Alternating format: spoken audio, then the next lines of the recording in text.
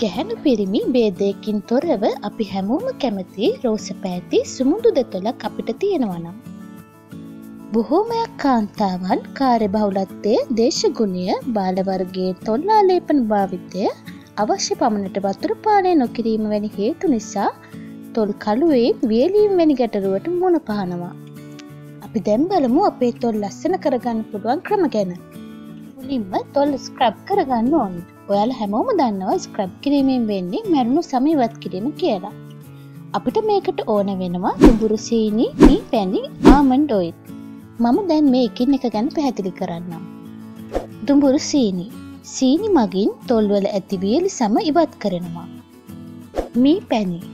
මී පැණි තොල්වල තෙතමනය රැක ගැනීමට උපකාරී වෙනවා. Almond oil. ආමන්ඩ් ඔයිල් ඔබේ තොල්වල සිනිඳුවා වගේම රෝස පැහැති තොල් ලබා දීමට උපකාරී වෙනවා. අපි දැන් ස්ක්‍රබ් එක හදාගමු. දුඹුරු සීනි තේ හැඳි 1ක්, මී පැණි තේ හැඳි 1ක්,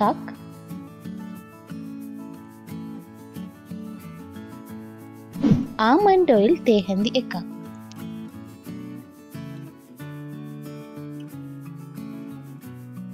දැන් මේ සියල්ල හොඳින් මිශ්‍ර කරගන්න.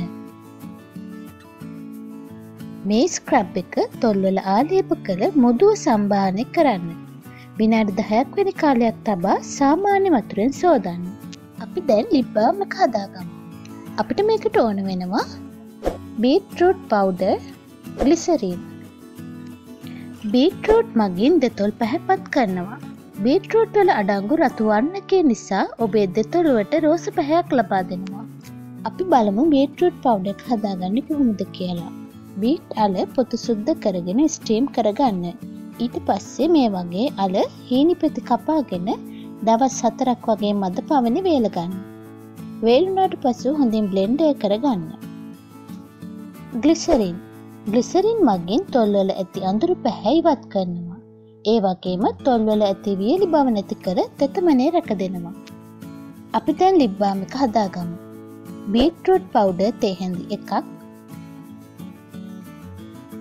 ග්ලිසරින් තේ හැඳි 1ක්.